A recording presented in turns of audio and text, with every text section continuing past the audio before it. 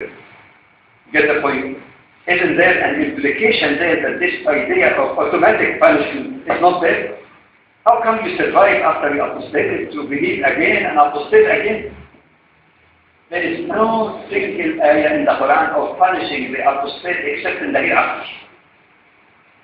The hereafter. All the ayahs speak about the hereafter. Number one. Number two, as we were talking also, that you look at the positive and negative. It's not only that there is absence of any verse that says somebody who is not convinced of Islam must be forced to remain a Muslim, which is a form, by the way, of compulsion. And the Quran says that there be no coercion in religion. And if I'm told if I apostate, either I pretend to be a Muslim or I lose my life, you're promoting hypocrisy. You're promoting hypocrisy. That going against my conscience, even me. This is my conviction. I'm not saying it's not bad, and I'm saying if you like it or not, it is a form of compulsion, and the Quran forbids compulsion. Furthermore, there are numerous ayat in the Quran that speak about freedom of conscience. Nobody can be forced to say, I'm a Muslim because I'm afraid of being killed. It's not only the verse that says, let there be no coercion in religion. It speaks about, like we said earlier, whoever wishes to believe, whoever wishes to disbelieve, it is their own decision, not for us to punish them here. There might be legal implication in marriage, but these are administrative issues. But the ultimate punishment or reward comes from Allah for all of us uniformly. And there are numerous ayahs. If you want more, I can give you a lot more. It's not one or two or three. Then you go next. So first of all, we establish that there is nothing in the Quran. There is implication in the Quran that you should respect people's right or freedom of conscience. And there is no punishment in this world for you, for what you believe, right or wrong. Then you go next. What is the next to the Quran? To some hadith. And you find that the hadith that many of the proponents of capital punishment mention actually can be interpreted very locally to include, to say that these were the cases where apostasy was joined by the capital punishment or capital punishable crime.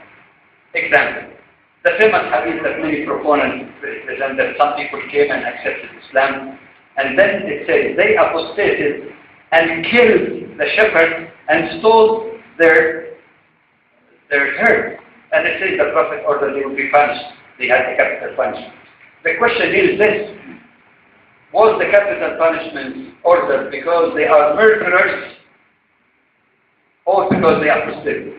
Get the point? To me, it makes a lot of sense. Find that consistent in other hadith, and then come to one more, that actually it is something that is joined by a capital punishment.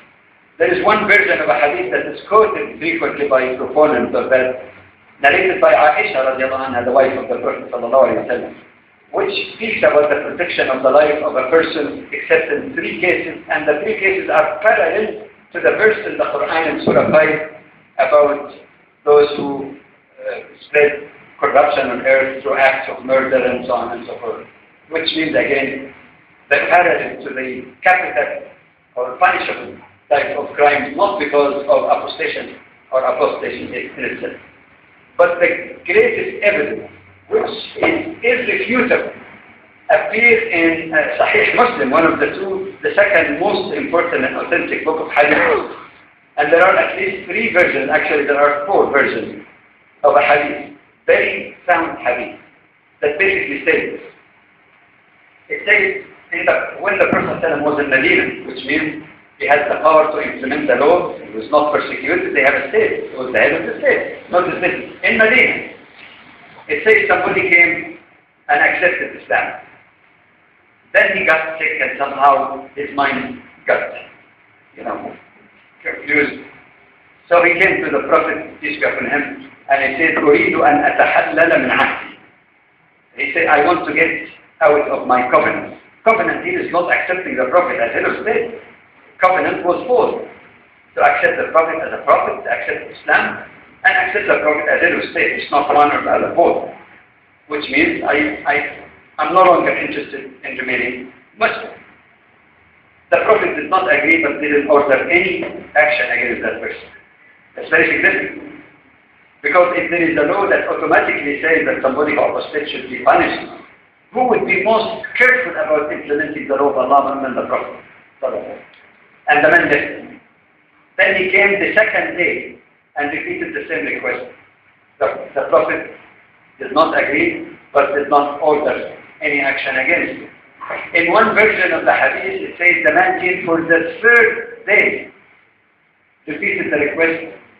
The Prophet again took no action against him, did not imprison him and say, keep him for 3 days to recant and clarify his confusion or else bring him for punishment. He didn't. Then what is really interesting in this hadith, it says that this man, apparently, I wasn't aware even of it. It's hard to give forgiveness for the particular mind. In their particular way, you can concentrate the mind, especially in Buddhism, there are ways such as meditation.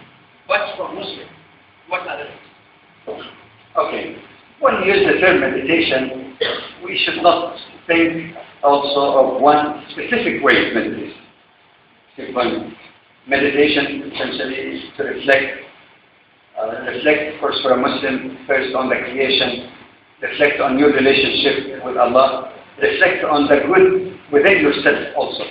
There's some virtue in Buddhism, even though the notion of believing God is perhaps much more manifest in Kyrgyzstan.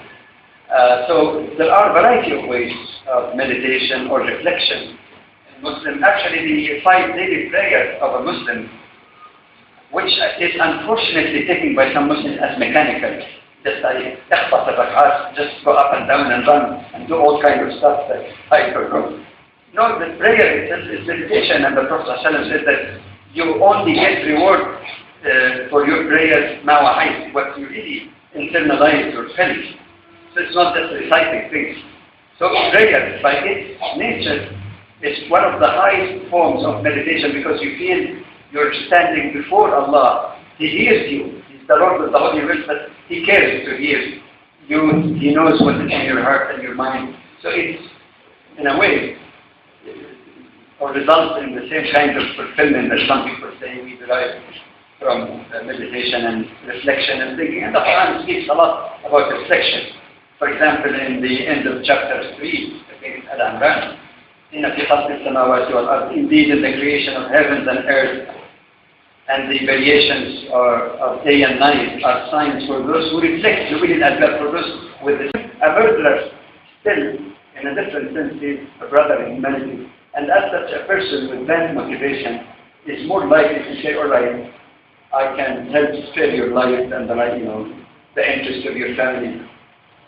So they will be more likely to forgive. I admit, yes, sometimes it's difficult for some people. He killed my wife, he killed my child, how could I, and so on. But again, it varies. It's a matter that varies from one individual to another. So I think we're on the same page.